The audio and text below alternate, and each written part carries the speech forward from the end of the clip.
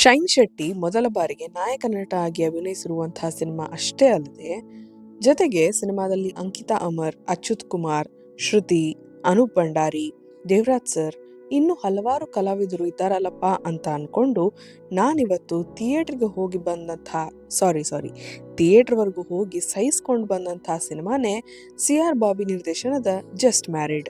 ಸಿನಿಮಾದ ಕತೆ 250 ವರ್ಷಗಳ ಇತಿಹಾಸವನ್ನು ಹೊಂದಿರುವಂತಹ ವಂಶವೃಕ್ಷ ಅನ್ನೋ ಒಂದು ಫ್ಯಾಮಿಲಿ ಸುತ್ತ ಸುತ್ತಕೊಂಡಿದೆ.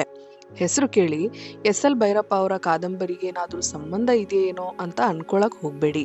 ಕತೆ ಡೀಸೆಂಟ್ ಆಗೇ ಇದೆ, ಬಟ್ ಅದನ್ನ ಅಲ್ಲಿ ಇಲ್ಲಿ ಸುತ್ತಾಡಿ ಸುಮ್ಮನೆ ಕಾಂಪ್ಲಿಕೇಟ್ ಮಾಡಿ ಒಂದ್ ಸಿನಿಮಾ ಮಾಡಿಟ್ಟಿದ್ದಾರೆ ಅಷ್ಟೇ.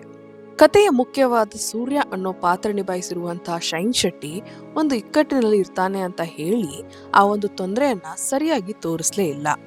ಒಳ್ಳೆ ನಟ ಆಗಿರೋ ಅವರ ಪೊಟೆನ್ಷಿಯಲ್ನ ಸಿನಿಮಾ ಕಥೆಯುದ್ದಕ್ಕೂ ಬೆಳೆಸ್ಕೊಳ್ಳೇ ಇಲ್ಲ. ಇನ್ನು ಅಂಕಿತಾ ಅಮರ್ ಅವರು ಒಳ್ಳೆ ನಟಿ ಆದ್ರೂ ಅವರ ಪಾತ್ರದ ಬರವಣಿಗೆ ತುಂಬಾ ಆವರೇಜ್ ಆಗಿದೆ. ಅಲ್ಲಲ್ಲಿ ಒಂದೆರಡು ಸೀನ್ಗಳು ಫನ್ನಿ ಆಗಿರೋದ್ ಬಿಟ್ರೆ ಬಾಕಿ ಎಲ್ಲ ಫ್ಲಾಟ್ ಅಂತ ಅನಿಸ್ತು. ಇನ್ನುಳಿದಂತೆ ದೇವರಾಜ್ ಸರ್, ಅನೂಪ್ ಭಂಡಾರಿ ಎಲ್ಲರೂ ಡೀಸೆಂಟ್ ಆಕ್ಟಿಂಗ್ ಮಾಡಿದ್ದು ಕತೆಗೆ ತಕ್ಕಂತೆ ಅದು ಕಾಂಪ್ಲಿಮೆಂಟ್ ಆಗಿದೆ ಅಂತ ಹೇಳ್ಬೋದಷ್ಟೇ. ಅಷ್ಟಾಗಿಯೂ ಮೆನ್ಷನ್ ಮಾಡಲೇಬೇಕು ಅಂತ ಅಂದ್ರೆ ಚಿಕ್ಕ ಪಾತ್ರಗಳನ್ನ ಹೊಂದಿರುವಂತಹ ಅಚ್ಯುತ್ ಕುಮಾರ್ ಅವರು ಮತ್ತು ಶ್ರುತಿ ಅವರ ಅಭಿನಯ ನನ್ಗಿಷ್ಟ ಆಯ್ತು. ನಿಜ ಹೇಳ್ಬೇಕು ಅಂದ್ರೆ ಒಂದು ಎಕ್ಸ್ಪೆಕ್ಟೇಷನ್ ಇಟ್ಕೊಂಡು ಸಿನಿಮಾ ನೋಡಕ್ ಹೋಗಿದ್ದೆ, ಬಟ್ ಪೂರ್ತಿ ಸಿನಿಮಾದ ಎಡಿಟಿಂಗ್ ಮತ್ತೆ ಸೀಕ್ವೆನ್ಸಿಂಗ್ ತುಂಬಾ ಗೊಂದಲ ಆಗಿರೋದ್ರಿಂದ ಸಿನಿಮಾ ತುಂಬಾ ವೀಕ್ ಆಗಿ ಅನಿಸ್ತು.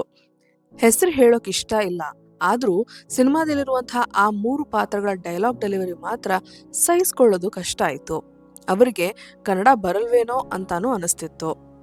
ಲಾಸ್ಟ್ ಇಯರ್ ಬಂದ ಒಂದೆರಡು ಸಿನಿಮಾಗಳಲ್ಲಿನ ಶೈನ್ ಶೆಟ್ಟಿ ಅವರ ಪಾತ್ರ ನೋಡಿ ಇವರು ಸಿನಿಮಾದ ವಿಚಾರವಾಗಿ ತುಂಬಾ ಚೂಸಿ ಆಗಿದ್ದಾರೇನೋ ಅನ್ಕೊಂಡಿದ್ದೆ, ಬಟ್ ನಾಯಕ ನಟನಾಗಿ ಈ ರೀತಿಯ ಕಥೆಯ ಜೊತೆಗೆ ಅವರು ಟೀಮ್ ಅಪ್ ಆಗಿದ್ದು ಸ್ವಲ್ಪ ಹುಸಿಯಾಗಿದೆ ಅಂತ ಹೇಳೋಕೆ ನಂಗೆ ಮುಜುಗರ ಇಲ್ಲ.